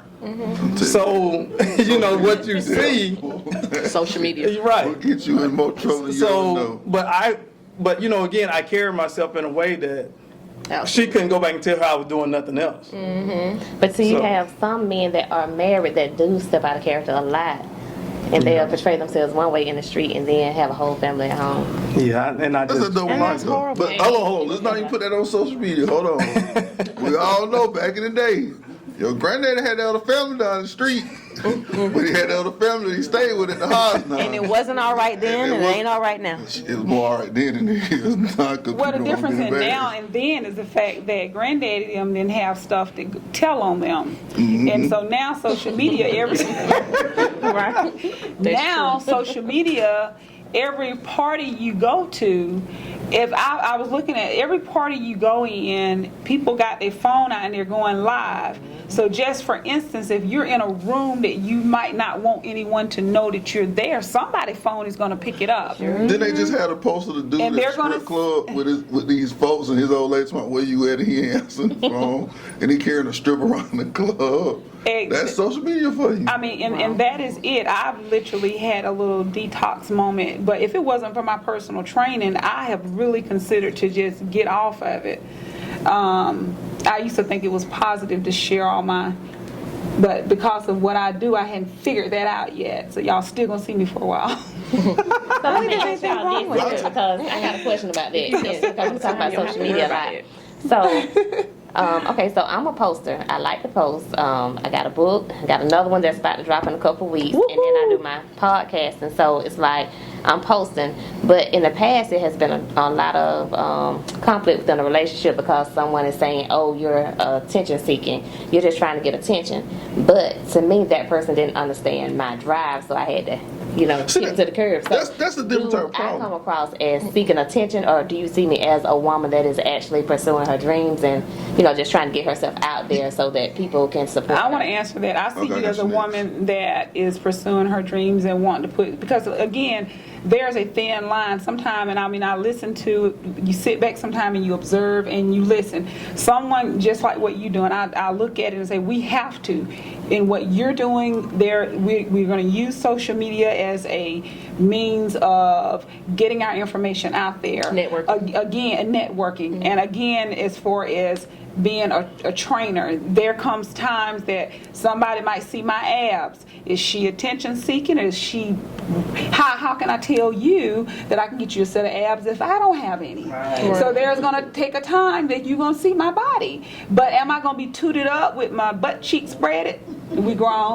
No. No, I'm not. However, you will see when I am, and I'm a former figure competitor, so I have been on stage in front of my NPC national figure competitor. I have had that exposure. So when we step out on stage and I have on this little teeny tiny it's a costume. People say, you in your drawers. No, I'm in a costume. I'm a figure competitor, and this is what we do, and we're posed out. So, and I had that same scrutiny at one point. She's going through midlife crisis. She's attention seeking. I am a trainer. It is an art for what I do. I haven't just transitioned my body, but I've transitioned many. So I am going to still use social media for that reason. Now, as far as me putting my personal, I used to share a lot of my personal stuff. You might see a lot of my grandkids. You might see me, because I let people see me that, oh, she don't look like a gym rat all the time. Because they don't get to see me all the time. So I'm going to be posting things that's going to express who I am as a woman, as well as what I do in that field of my life as well. So, and that's my take on it. So I think that we should continue that. I see you as branding yourself. Mm-hmm. Now, when I say branding yourself, people on social media, unfortunately in the society that we live in, people on social media think that anytime you're posting something, it's trying to be popularity. Sometimes you're posting stuff to brand your business that you have going. How many people are influencers out here that are getting paid millions of dollars to be on social media to brand other people's departments or whatever they're doing? You're branding yourself, which is what you're supposed to do. What you're supposed to do. In the society that we live in now, poster boards and billboards ain't how you sell yourself no more. Right. It's social media how you sell yourself no more. If an individual cannot understand that, hey, you did the right thing. Get out of my life then. Because you're not supporting me. Because guess what that person's supposed to be doing for you? Supporting They're you. Supposed to be posting pushing back. you. Right. Sharing. Encouraging you. He need to be on the post with you. Like, this my baby. You know for a fact that I post a lot of stuff, but I post some quotes. And I talk about myself. like what I've done wrong, but I want the next person to do better than what I've done. It ain't trying to get attention, it's trying to bring society to an understanding of stuff. Because I do know a lot of people know me more than I won't, because I try to stay below the seas or whatever, but I understand that. But I want you to see, like, and people use social media for the incorrect things, and if a person is telling you that you're just a teacher, that you're for attention seeking, for you trying to brand yourself and make money for yourself, that's that thing that we go back to jealousy. And insecurity, And too. insecurity It comes because back they're full not circle. winning the way that you're winning. Right. So don't ever think that you shouldn't do it. Now, if you on that thing popping and twerking and making it clap, I'm gonna hit you up like, hey man, you a teacher seeking. You ain't trying to sell your brand right now, unless your brand is stripping. Right. And I just think too, we don't put a whole lot of stock in social media and what people say about social media. It's for you to be social, you know. And I often say that I post what I like, not for likes. Right. So I post what I like and what I want to share, but you don't have to like it or not. I mean, you can go on there. We posted a picture of us the other day, 114 likes. Posted about the event that she spoke at last night, 5 or 6 likes. So people go hit that little button for whatever they may be feeling that day. But you do it for what you like, not for them to like. If 1 or 2 people see it and say, I need to reach out to her, see, you know, about getting the book or see about her podcast. I want to be a guest. I want to get you to come and collaborate. So that's what you're doing it for. So And those of us who are into clothes and cute outfits, I'm here for your posts. Thank you, And all these great dresses and the amazing body. So keep posting. And I just believe that whoever your partner is, he should be celebrating you, promoting you. And if that's not the business he's in, then he got to go. That's right. Thank Same you. thing. Thank you. Like if your husband supporting your campaign, hey bro, you know I did this for you guy, huh? He sold 8 times down, all that stuff they say. Well, thank you guys so much for joining us on A Date with Ashley D. But before we go, did you all want to promote anything or say anything about yourself or businesses that you have going on? Well, I am a certified personal trainer, and I'm in Thomaston, and I'm looking to get me a website started soon so I can reach more people. But if you are interested in some training, I think I have one of the toughest, realest programs, and I have literally did NPC National Figure Competitor. I'm also a nurse, so I can, you know, help in a lot of different ways. And I'm in Thomaston, Georgia. Yay. And you look amazing. Thank you so much. She is a beast. Definitely have to take her. I'm going to promote an event that we're having on Father's Day weekend on Saturday. Don't know the exact date. Was June 17th? 18th. June 18th. That's Saturday? No, 17th. Okay. I thought you said Father's Day. I'm sorry. June 17th. We're having a Kentucky Derby at the Tuckman Museum. Come dress up, put your hats on, put your clothes on, come out and support. All goes to scholarships, which I'm real big on, helping kids in the community. So if you're able to come out, have a good time, enjoy yourself, meet some good people, some intellectual people, business-minded people. It won't be them little kids there that you're scared that you're going to get shot at downtown. No. I'm Christian Denise. I am the CEO of Baby Listen. Yeah. I do motivational speaking, public speaking. I have a psychology background and nursing background. I believe in pushing people, motivating people, uplifting people, because that's who I am. That's what I have been called to do. So book me, babylisten.com, Christian Denise. Awesome. Help with your website too. Oh, awesome. Fantastic. We're Los and Leisha. Carlos and Alisha, we run a yard sign business called Yard Show ATL. So if you're in the metro Atlanta area and you need a yard sign, happy birthday, happy anniversary, graduations, let us know. Yardshowoff.com. Love it. Awesome. All right. I'm Ashley Davis. Have a book, Books Are Not Broken. My next book is called The Escape. It will be released in a couple of weeks. Stay tuned. I can be reached on all platforms. Ashley D Speaks. Have a great day, and thank you all so much for joining me. Thank you. Bye.